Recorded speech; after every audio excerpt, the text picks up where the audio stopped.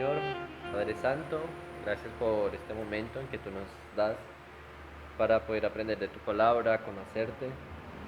Ayúdanos y santifícanos con tu verdad, tu palabra es la verdad.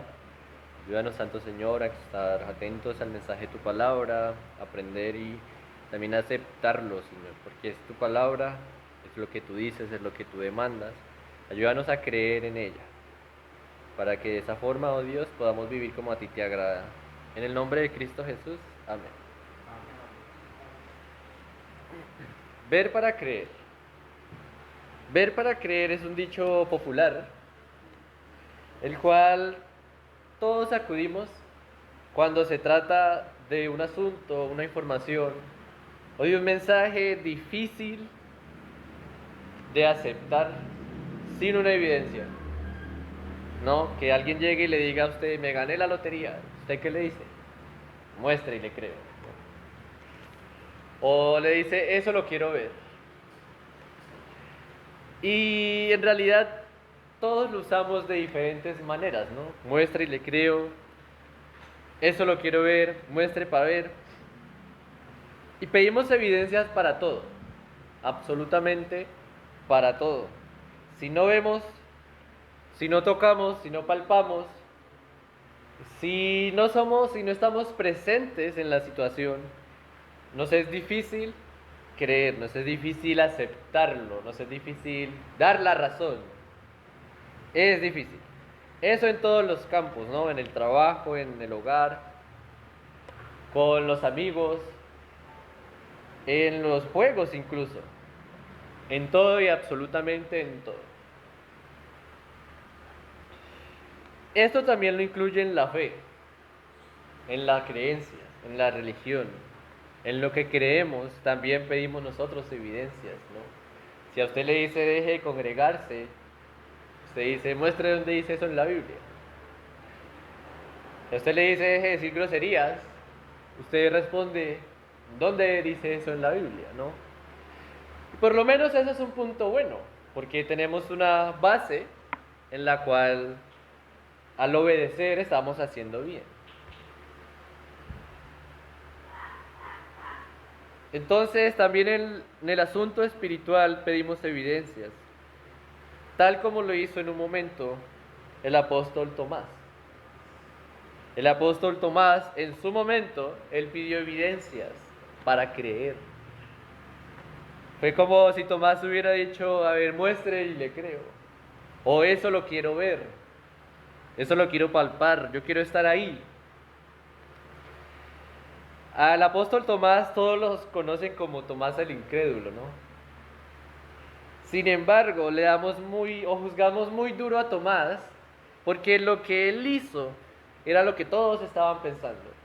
Era como todos estaban sintiendo, simplemente que él fue el único capaz de hablarlo, de decirlo, de expresarlo, porque al final todos los apóstoles estaban así. Como lo juzgamos tan duro, está el otro extremo, ¿no? De alabarlo a Tomás. Porque en su incredulidad fue gracias a Dios que él hizo una de las confesiones de fe más poderosas que pueden haber acerca de la deidad de Jesús. Cuando él dice Señor mío y Dios mío. Tanto que hasta la iglesia tradicional le celebra un día, no para el Señor mío y Dios mío de Tomás, sino para Tomás el apóstol. Ese es el otro extremo, ¿no? En lugar de juzgarlo, lo están alabando. Pero bueno, ya teniendo esto en mente, ¿no? Vamos a hablar de Tomás. Y no a Tomás como el incrédulo, solamente, sino a ese Tomás que recibió un mensaje de parte de Jesús. Es el mismo mensaje que es para nosotros, que está en Juan, el Evangelio según San Juan, capítulo 20, desde el versículo 24 hasta el 31. El título de este mensaje es Ver para creer. Voy a leer para ustedes. Juan capítulo 20, versículo 24 hasta el 31. Pero Tomás, uno de los 12, llamado Dídimo, no estaba con ellos cuando Jesús vino. Le dijeron, pues, los otros discípulos, al Señor hemos visto. Él les dijo: si no viere en sus manos la señal de los clavos, y metiere mi dedo en el lugar de los clavos, y metiere mi mano en su costado, no creeré. 8 días después, estaban otra vez sus discípulos dentro y con ellos Tomás. Llegó Jesús, estando las puertas cerradas, y se puso en medio de ellos y les dijo: paz a vosotros. Luego dijo a Tomás: pon aquí tu dedo y mira mis manos, y acerca tu mano y métela en mi costado, y no seas incrédulo, sino creyente. Entonces Tomás respondió y le dijo: Señor mío y Dios mío. Jesús le dijo: porque me has visto, Tomás, creíste. Bienaventurados los que no vieron y creyeron. Hizo además Jesús muchas otras señales en presencia de sus discípulos, las cuales no están escritas en este libro, pero estas se han escrito para que creáis que Jesús es el Cristo, el Hijo de Dios, y para que creyendo tengáis vida en su nombre. Hasta allí la porción de hoy. Y el mensaje que recibe Tomás es las palabras del Señor Jesús, ¿no? Que son afortunados los que creen sin haber visto. El mensaje para nosotros esta noche es que somos afortunados por tener la fe que tenemos.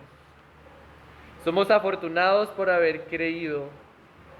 Somos afortunados, somos muy dichosos por tener la fe que tenemos. Y esto sucede, como bien dice el Señor Jesucristo, porque no vieron, porque no vimos. Somos afortunados porque no vimos, pero creemos. No porque nuestra fe esté basada en hechos vacíos, en hechos falsos, en fantasías, sino porque nuestra fe está basada en la realidad. Nuestra fe está basada en los hechos reales. Y en este pasaje, hablando de Tomás, vamos a encontrar que nosotros somos afortunados por tener la fe que tenemos, porque primeramente fue testificado por los discípulos. También ha sido testificado por las Escrituras. Y también, como última instancia, esta fe que tenemos da vida. Ese va a ser el desarrollo de este mensaje. Lo primero es que esta fe es testificada por los discípulos, o fue testificada por los discípulos. Ha sido testificada por las Escrituras, y esta fe da vida. Nuestra fe da vida. Comencemos con el primer aspecto. Va desde el versículo 24 hasta el 28. Es testificada por los discípulos. Somos afortunados, somos muy dichosos de tener la fe que tenemos, porque los apóstoles o los discípulos la testificaron. ¿En qué sentido? Bueno, según este pasaje, los apóstoles fueron testigos directos, fueron testigos oculares. ¿De qué? De que Jesús había resucitado. De que Jesús había resucitado. Y aunque la porción va desde el 24, versículo 24 hasta el 31, va en todo el contexto del capítulo 20 en realidad. ¿Por qué? Porque todo el capítulo 20 comienza el primer día de la semana y es el primer día en que Jesús resucita. Entonces se narra aquí que María Magdalena va a la cueva o a la tumba.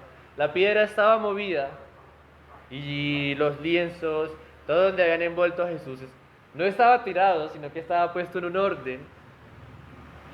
Y ella al ver eso lo que hace es correr donde Pedro y donde Juan para decirle que se habían llevado al cuerpo del Señor.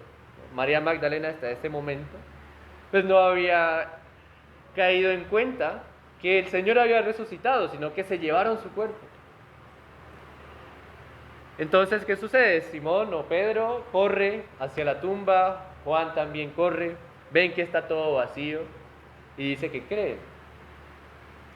Luego es que Jesús se le aparece a María y la manda a donde los apóstoles.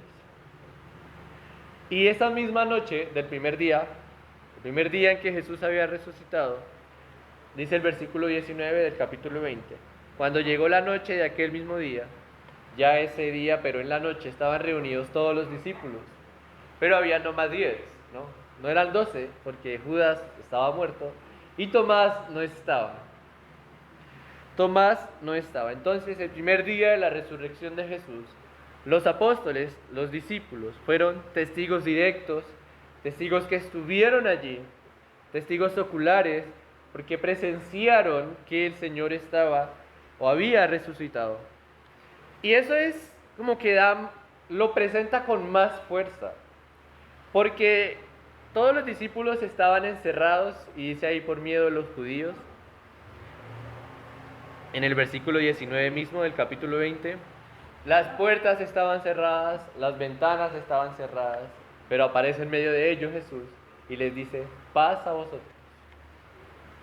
Paz a vosotros. Pero además de eso, Jesús le muestra las manos a los discípulos y les muestra el costado. Así que lo que había pedido Tomás no era tan descabellado. Habían pasado ¿cuántos días? Apenas 3. Así que estaba frescas las heridas. Llega Jesús y le muestra a todos los discípulos menos a Tomás. Así que fíjense que la incredulidad de Tomás no era solamente de él. Todos los otros discípulos también estaban entristecidos, estaban atemorizados y por supuesto que tenían sus dudas acerca de Jesús. ¿Por qué? Porque ellos gastaron 3 años de su vida, incluso hasta más, ¿no? Creyendo y siguiendo a un hombre que decía ser el Mesías, pero que muere y ha desaparecido y ahora ya no está. Pero viene María y vienen otras mujeres a decirnos que ha resucitado. Pero ¿qué hace Pedro y Juan? No le creen. En Lucas se dice que le responden a ellas que no les diga locuras. Era una locura para ellos que el que había muerto estuviera vivo de nuevo. Era locura para ellos que el que estaba muerto ya, ahora estuviera en medio de ellos. Así que Jesús se les aparece, le dice: paz a vosotros, ya no teman, ya no tengan miedo. Y vean, le muestra sus manos agujeradas. No sabemos por qué Tomás no estaba allí, no sabemos. De hecho, habían 2 discípulos que iban camino de Emaús para otro lugar, a los cuales acompañó el Señor, que les mostró a través de todas las escrituras que el Cristo debía padecer, debía morir y debía resucitar. Esos 2 discípulos, pues, como se iban para otro lado, allá al reconocer a Jesús y que desapareció, pues vuelven hacia donde estaban los otros 10 discípulos, más bien los otros 8, se reúnen, pero Tomás no estaba, así que cada uno al final había seguido con su vida, ¿no? ¿Por qué no estaba Tomás? Aquí no lo dice. Aquí dice que Tomás era uno de los 12, el versículo 24, y que era llamado Dídimo, o sea, era llamado el mellizo o el gemelo. Y tenía un hermano gemelo. De pronto estaba con él, no sabemos. Aquí no lo dice. O incluso se puede decir que Tomás llegó tarde a la reunión. Pero ahí es dudoso. ¿Por qué? Porque llega Jesús en medio de ellos, estaba anocheciendo, les muestra sus manos, les muestra el costado. Los discípulos se regocijan. O sea, pasó mucho tiempo para decir que Tomás había llegado tarde. Si llegó tardísimo, si llegó mucho después. Hasta los discípulos recibieron el Espíritu Santo y recibieron el mandato del Señor, ¿no? La comisión. Tomás no recibió nada, Tomás se perdió de todo porque no estaba. Pero Tomás también es el único aquí que expresa como todos se sentían. Así que cuando Tomás le dice a los otros discípulos: hasta que yo no vea sus manos agujeradas, hasta que no meta mis dedos en sus manos y mi mano en su costado, no voy a creer. ¿Qué le vino a la mente a los otros discípulos? Pues obvio. Nosotros creímos y nos gozamos y dejamos de tener miedo cuando vimos sus manos agujeradas. No metimos nuestras manos en su costado, pero lo vimos allí. Así que era obvio, era de esperarse o era normal lo que estaba expresando Tomás. Tomás había creído en este hombre que ya no estaba, que ahora estaba muerto.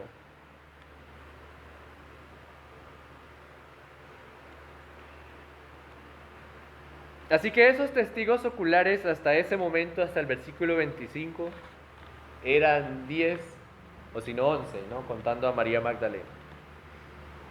Ese primer día de la semana en que había resucitado. Pero ya para el versículo 26, ya pasa una semana. Ya pasa una semana y si nos podemos a indagar, si nos ponemos a meditar en Tomás, él tuvo 8 días para evaluar lo que había escuchado, para evaluar lo que había visto acerca de Jesús, para evaluar todo lo que pasó en esos 3 años, todas las enseñanzas de Jesús, todos los milagros de Jesús, y ahora estos testimonios de los otros que habían dicho que vieron al Señor. Tuvo 8 días para que él pudiera decidir creer, ¿no? Para que dijera, oiga, pues tiene sentido. En el Antiguo Testamento, que yo lo sé, que yo lo estudio, yo lo he estudiado, hablaba acerca del Mesías. No entiendo por qué murió, no entiendo por qué resucitó, pero lo que dicen los otros apóstoles está de acuerdo. Tomás tuvo 8 días para evaluar todo lo que había vivido, para evaluar todo lo que había creído, para evaluar todo lo que había aprendido. Aún así, ¿qué pasa? Pasan los 8 días, vuelve Jesús y le dice a Tomás, bueno, después de dar paz a todos, se dirige a Tomás y le dice, venga Tomás, ponga su dedo aquí, ponga su mano en mi costado. Y le termina diciendo, no seas incrédulo, sino creyente. Así que Tomás, por mucho que se pudo haber esforzado, en un caso hipotético, ¿no?, en creer lo que sus condiscípulos le decían, en creer lo que había aprendido acerca de Jesús, él tuvo 8 días para decidir creer, para decir, listo, creo que Jesús sí resucitó. Tuvo 8 días para ir todos los días allá a la tumba, a ver si había algo, a ver qué había, a ver si aparecía, a ver si se cerraba esa roca gigante. Tuvo 8 días para hacer de todo cuanto se le ocurrió, o se le hubiera ocurrido, y creer. El problema es que gracias a Dios no dependía de Tomás, no depende del hombre creer, sino que depende del mismo Dios. Depende del mismo Dios que le da la fe a Tomás en este caso y que le da la fe al hombre. ¿Qué dice en Efesios? La fe es un don de Dios. Entonces, de manera directa, ahora los discípulos, unido a Tomás, testifican acerca de Jesús. Es un testigo ocular, es un testigo directo, testifica y es una gran base para nuestra fe. Vean lo que responde Tomás, versículo 28. Entonces Tomás respondió y le dijo, Señor mío y Dios mío. Es lo que le responde Tomás después de ver a Jesús. Y si usted me pregunta, hermano, ¿será que Tomás sí metió los dedos en las manos de Jesús? ¿O metió su mano en el costado? Yo esperaría que no, ¿no? Como que sería incómodo. Aquí no lo muestra tampoco, no lo registra. La única respuesta, la única reacción después de ver a Jesús, ¿cuál fue? Fue postrarse y adorarlo. Señor mío y Dios mío. Así que si este Tomás tuvo 8 días estudiando el Antiguo Testamento a ver dónde hallaba de que este Mesías muriera, o en toda su vida como un judío, Tomás, al conocer bien su Biblia, su Antiguo Testamento, él se dirige a Jesús como Señor mío. Señor mío y Dios mío. ¿Qué es lo que está haciendo Tomás? Está reconociendo que este Jesús que está delante de él no solamente resucitó, sino que es su Dios. sino que es su Dios. Es ese Dios del cual se hablaba en todo el Antiguo Testamento. Y lo repite, vea que es una repetición. Es una repetición, es una equivalencia. Cuando él dice Señor mío, está diciendo lo mismo o equivalente a lo mismo cuando dice Dios mío. ¿Por qué? Porque ese Señor no es solamente es que ahora Jesús reina sobre Tomás. Ahora Jesús es el Señor y Tomás es el empleado o el esclavo. No solamente esto, sino que esa palabra Señor, esa expresión, Tomás la estaba diciendo a Jesús de que Él era ese Dios que en todo el Antiguo Testamento venía hablando. Esa misma expresión es la que se usaba en el Antiguo Testamento para el nombre de Jehová, en español, en hebreo Yahweh. Es la misma, así que la equivalencia que está haciendo Tomás es postrado delante de Jesús y decirle, tú eres mi Dios, tú eres mi Dios. Y sí, esta es una poderosa confesión. Esto es una poderosa confesión, porque aún al día de hoy, todas las personas creen en Dios, ¿no? Y los que creen en Jesús, creen que Jesús es Dios. Pero esa creencia de que Jesús es Dios es como que Él está allá, en la iglesia o en el cielo. Pero lo que hace Tomás es apropiarse de Dios, apropiarse de Jesús. No dice, veo que estás vivo, Jesús, veo que resucitaste. No, él dice, mi Dios, mi Señor.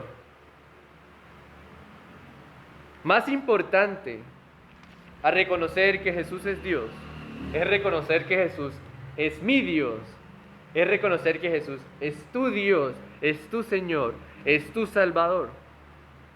Es mucho más importante. Porque esto no se trata de reconocer si Jesús fue real o no, si Jesús fue un hombre o fue una invención. Esto se trata es de reconocer esa relación, esa comunión que tenemos con el Señor Jesucristo. Tomás hasta ese momento no la tenía. Los otros discípulos hasta ese momento tampoco la tenían, ¿no? Jesús tuvo que presentárseles. Así que de manera directa, todos los discípulos, los apóstoles en este caso, testifican que Cristo es resucitado y que Él es Dios. Que Cristo es resucitado y que Él es Dios. Así que nuestra fe aquí en este momento está basada en hechos reales, no en hechos ficticios. En hechos reales que vieron otras personas. En este caso los apóstoles, María, las otras mujeres también. Se basa en hechos reales porque tuvo testigos oculares y también porque a este momento ya no hay más testigos oculares. Ya no hay más testigos oculares, o sea, ya no hay más Tomases que dicen que hasta no ver a Jesús y meter sus dedos en las manos y su mano en el costado de Jesús van a creer.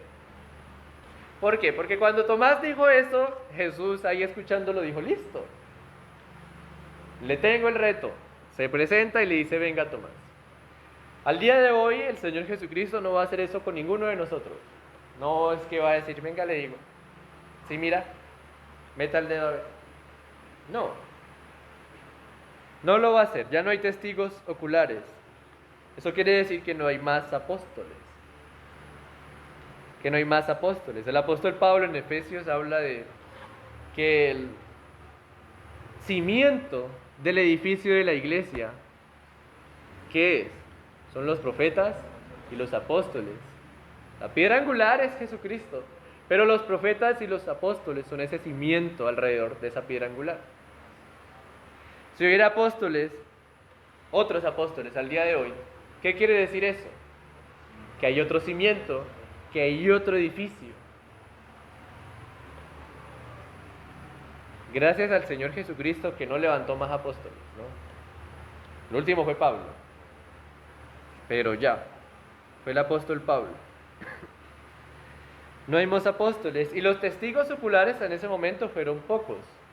Pablo en su primera carta a los Corintios, capítulo 15, versículos 5 al 8, los enumera, ¿no? Como que resume todos aquellos testigos oculares del Cristo resucitado. Dice, apareció a Cefas, después a los 12, después le apareció a más de 500 hermanos a la vez, de los cuales muchos viven y otros ya duermen. Al día de hoy pues ya todos están muertos. Versículo 7, después le apareció a Jacobo, después a todos los apóstoles otra vez, y al último de todos, como un abortivo, me apareció a mí. Aquí Pablo dice, yo fui el último al que se le apareció el Señor Jesucristo en esta tierra, en su cuerpo, glorificado. Y ahora Jesús está sentado a la diestra del Padre, ¿no? Que fue donde lo vio Esteban, el primer mártir. Aunque él lo vio de pie, simbolizando que lo recibía, pero está sentado a la diestra del Padre, esperando a que todos sus enemigos sean puestos debajo de sus pies.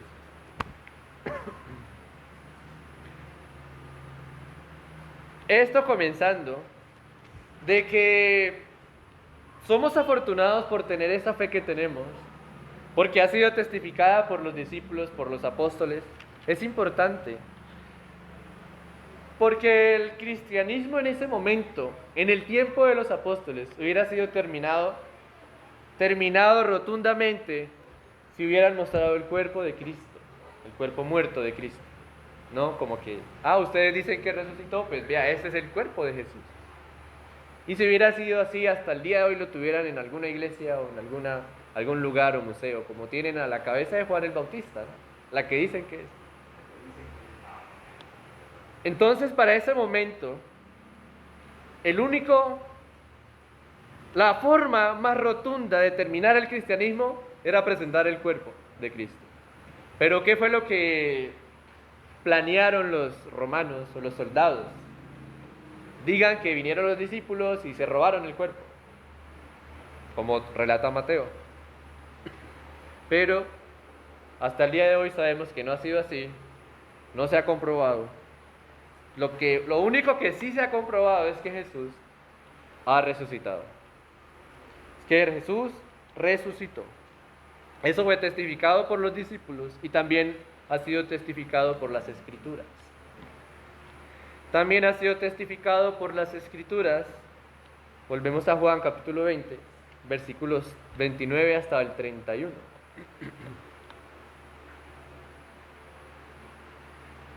Dice así. Jesús le dijo, aquí Jesús le responde a Tomás, porque me has visto, Tomás, tú creíste. Bienaventurados los que no vieron y creyeron. Hizo además Jesús muchas otras señales en presencia de sus discípulos, las cuales no están escritas en este libro, pero estas se escribieron para que creáis que Jesús es el Cristo, el Hijo de Dios, y para que creyendo tengáis vida en su nombre.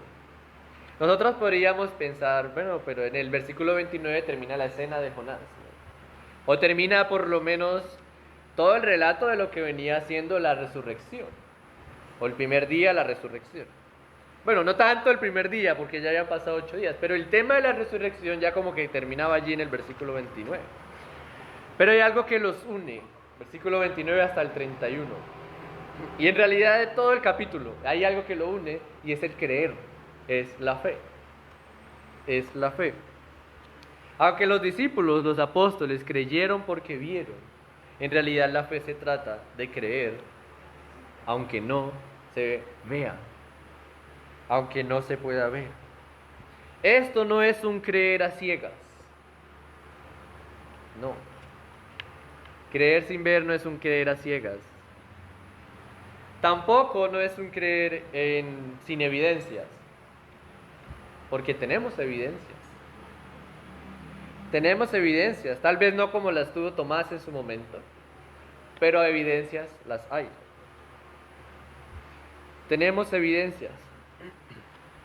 Y esas evidencias que tenemos nosotros están testificadas aquí, en la Escritura. En la Escritura. Así que ese creer que une todo el capítulo incluye también creer en lo que ha sido testificado en las Escrituras. Por eso es que Juan, al escribir el versículo 30 y 31, dice que Jesús hizo muchas otras señales en presencia de sus discípulos. Si uno las resume, acá hay como 8. Hay 8 señales nomás. Señales donde él dice, esta señal hizo y ellos creyeron, incluyendo la de su resurrección. Estas señales, Jesús hizo muchas en presencia de sus discípulos. Y esto se refiere tanto a antes de la resurrección como después de la resurrección. Estuvo 40 días después de haber resucitado con sus discípulos, enseñándoles y también aquí mostrándoles señales. Pero estas se han escrito para que creamos que Jesús es el Cristo, dice Juan. De todas las señales que Jesús hizo, estas escogidas son para que creamos que Él es el Cristo. Así que cada una de las señales aquí escritas reflejan que Jesús cumplió ese ministerio del Mesías. Cumplió ese ministerio del Mesías. Cumplió también ese ministerio de ser el Hijo de Dios. O sea, de ser Dios. Todas estas señales aquí en el Evangelio de Juan muestran que Jesús es el Mesías y que Jesús es Dios. Lo mismo que confesaron ¿quiénes? Los discípulos. O bueno, Tomás por lo menos. Que confesaron los discípulos y Tomás. Cuando Tomás habla, Señor mío y Dios mío, ve allí que Jesús resucitó y que Él es Dios. Todo esto ha sido testificado por las Escrituras. Y para un ejemplo nomás, está Isaías capítulo 53, versículo 10. Uno puede leer todo el capítulo y todo el capítulo habla de este Mesías o de este siervo sufriente. Pero nomás el versículo 10. Voy a leer para ustedes. Isaías capítulo 53, versículo 10.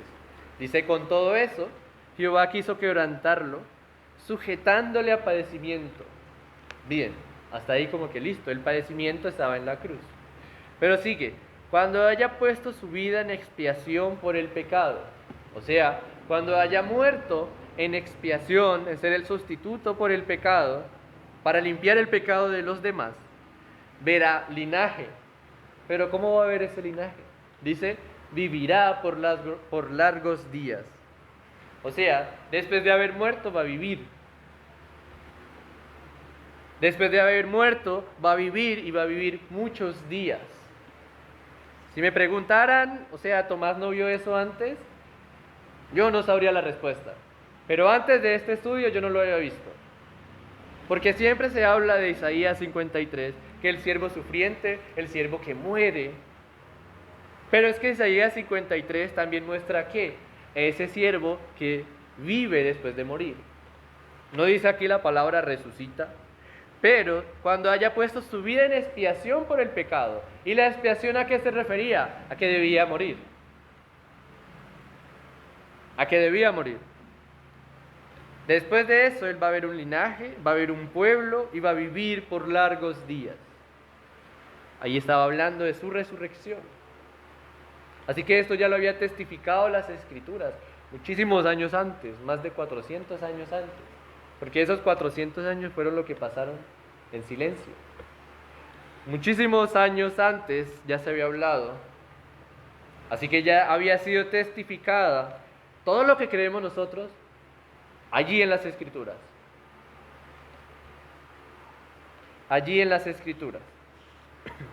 De hecho, es el mismo resumen que hace el apóstol Pablo en 1 Corintios capítulo 15, ¿no? Versículo 3 y 4. El resumen que hace el apóstol Pablo allí, no solo acerca de los que vieron a Jesús, sino acerca mismo del Evangelio.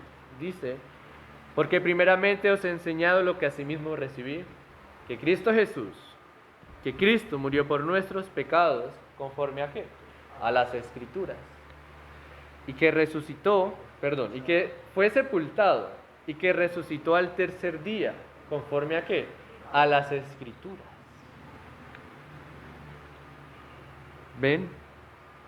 Conforme a las Escrituras. Esta fe, aquí el apóstol Pablo está haciendo lo mismo que pasó con Tomás.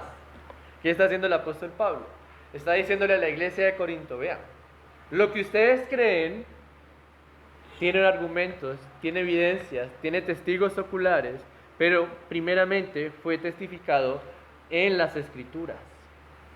Está basado en algo real, está basado en una verdad, está basado en la verdad de Dios, y es ese, en las Escrituras, pero también está testificado por personas que estuvieron allí en los sucesos, que estuvieron en los hechos. Ustedes pueden ir a preguntarles, le dice Pablo a los Corintios, ¿no? Porque dice, algunos viven, otros ya duermen. La resurrección de Cristo ha sido testificada. La base de la resurrección de Cristo es que todo había estado testificado en las Escrituras. Así que si Cristo no resucitó, pues nuestra fe viene a ser vacía. Y si Cristo no resucitó, entonces nosotros somos los más dignos de burla. Que se burlen de nosotros porque creemos en alguien que se murió. Pero ¿qué dice el apóstol Pablo? Cristo resucitó. Dice el versículo 17 de 1 Corintios 15. Y si Cristo no resucitó, vuestra fe es vana, aún estáis en vuestros pecados. Entonces los que durmieron en Cristo también perecieron. Y si en esta vida solamente esperamos en Cristo, somos los más dignos de conmiseración de todos los hombres, o sea, de burla. Versículo 20, mas ahora Cristo ha resucitado de los muertos, primicia de los que durmieron es hecho. Cristo ha resucitado de los muertos, dice el apóstol Pablo, y aunque Él lo vio como último, como ya no abortivo, dice Pablo, está testificando que Cristo sí resucitó, pero más que ese testimonio de Pablo es el que estaba en las Escrituras. Ya había sido escrito, ya había sido dicho que el Cristo iba a morir por nuestros pecados, pero pues que también iba a resucitar.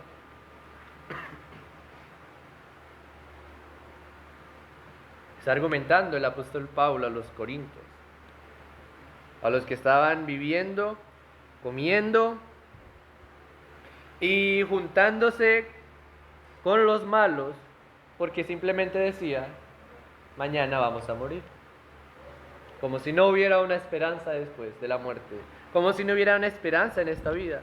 Entonces el apóstol Pablo les dice, no esperen, yo les enseñé el Evangelio estaba en las Escrituras, el Evangelio habla de que Cristo resucitó, y como Él resucitó, si ustedes mueren, o los que han muerto en Cristo también, van a resucitar.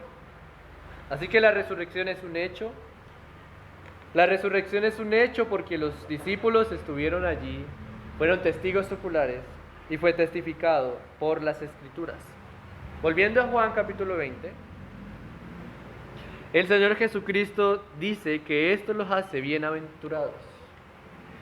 ¿Bienaventurados qué? Creer sin haber visto. Creer sin haber visto. Bienaventurados es decir que son felices, que son muy felices, que son dichosos. Y si una dicha es algo realmente grande, ¿no? Eso bienaventurados significa que son muy dichosos. Es una dicha mucho más grande. Es bendecidos. Es que si usted puede tener algún bien mayor, el bien más grande que usted se pueda imaginar es ese, ser bienaventurado.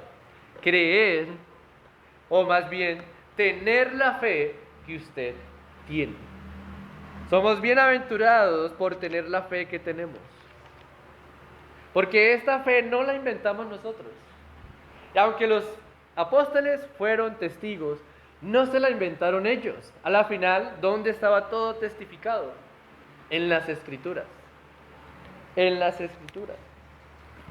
Los que no ven, sino que escuchan o leyeron, estos son bienaventurados cuando creen. O sea, eso nos incluye a nosotros, ¿no? Como que incluye a todos los que narra Hechos, después del apóstol Pablo.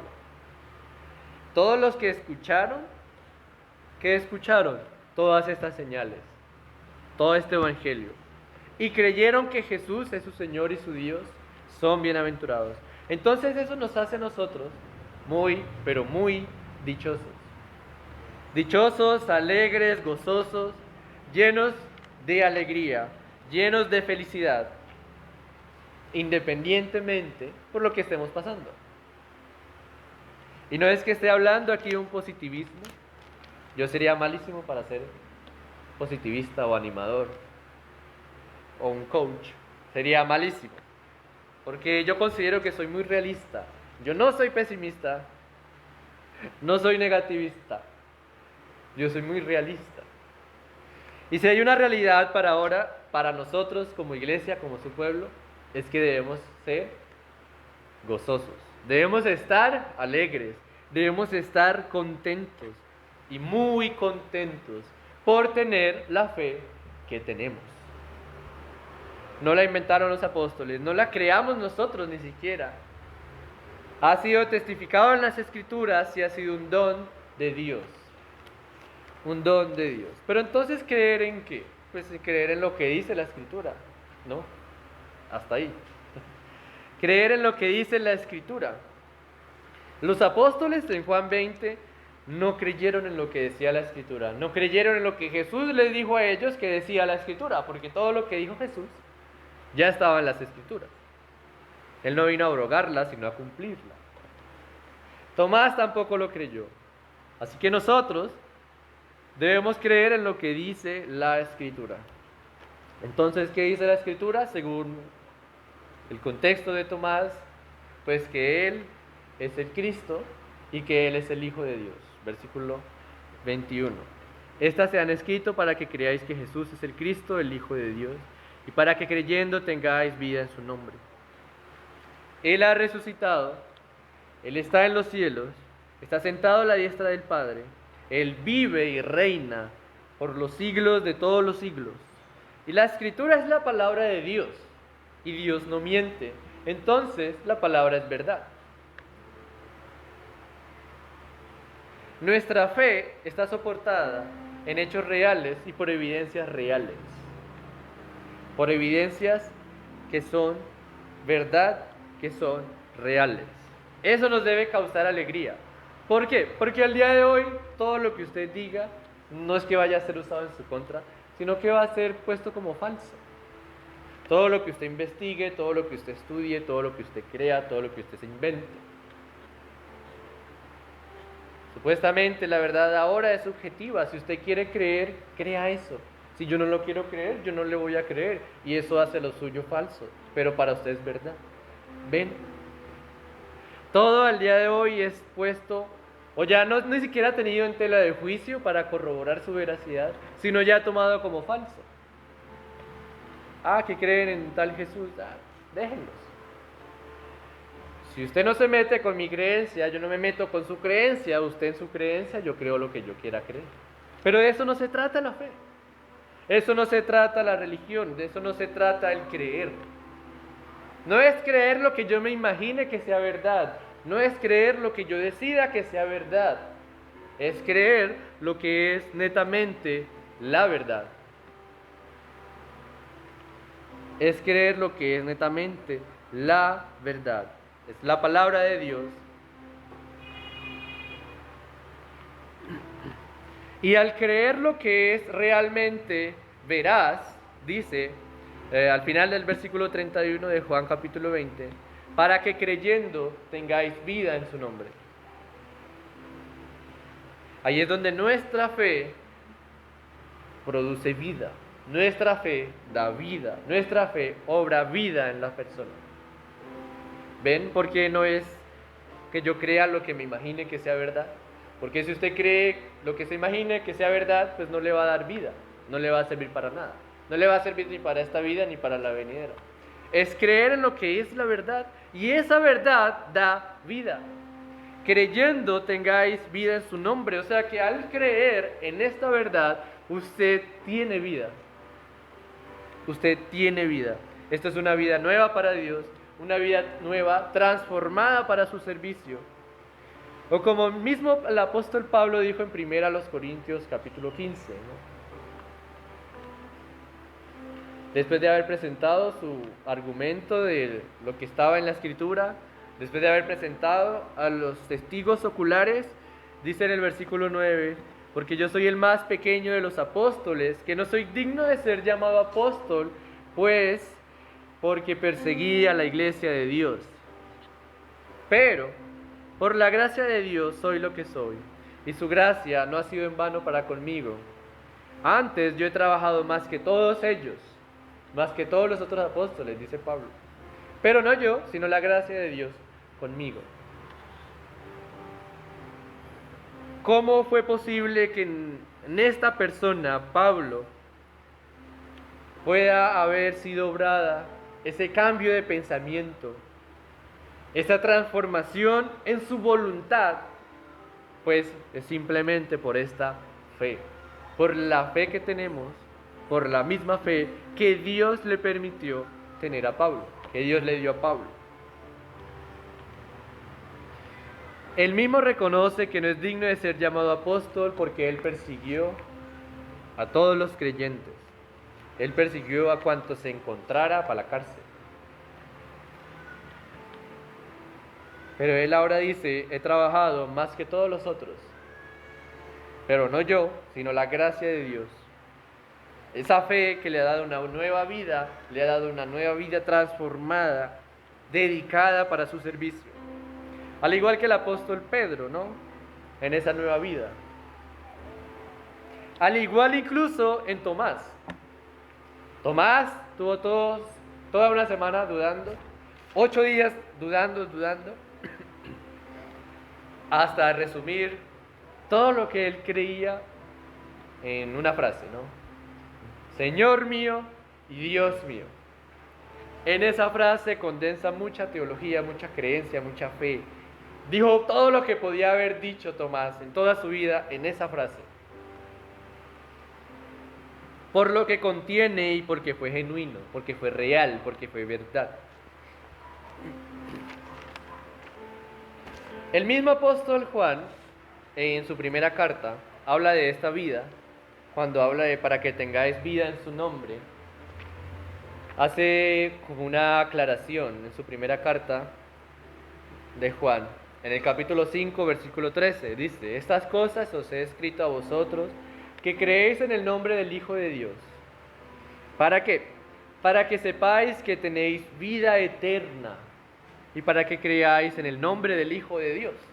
¿No? Entonces el apóstol, después cuando escribe esta carta, dicen, vean, yo les he escrito todo esto a ustedes, que creen en el Hijo de Dios, para que sepan, para que sean conscientes que tienen una nueva vida y que esa nueva vida es eterna.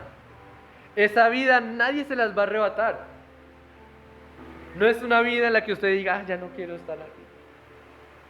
No es una vida en la que usted decida apartarse o decida tenerla.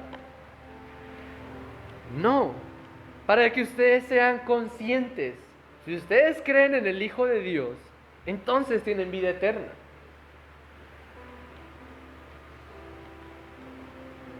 Esto es un don de Dios. Nadie nos puede arrebatar esa fe. Nadie nos puede separar del amor de Dios que es en Cristo Jesús, nuestro Señor.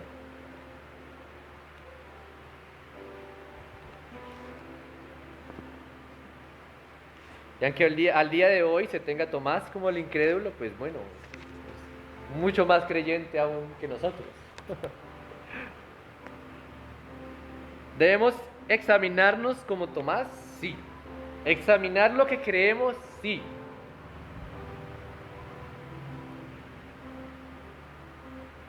Tal vez Tomás no creyó por miedo a la decepción, como que si no espero nada de nadie, pues no me voy a decepcionar. De nuevo, como ya lo hice aquí con Jesús, que creí en Él y luego se murió y ya no está. Tal vez Tomás no quería escucharles por temor a los judíos o a que lo apresaran a él. No lo sabemos. Pero sea por lo que sea, que usted en el día de hoy o nosotros en algún momento lleguemos a dudar de lo que creemos, pues debemos recordar y debemos recordarnos a nosotros mismos que este Jesús murió por nuestros pecados conforme a las Escrituras, que fue sepultado y que resucitó al tercer día conforme a las Escrituras, que se presentó a muchas personas y que también volverá. Y que también volverá para poner el orden eterno de todas las cosas. Cuando haya la duda, cuando surja debilidad en nuestra fe, cuando surja temor, cuando surja miedo,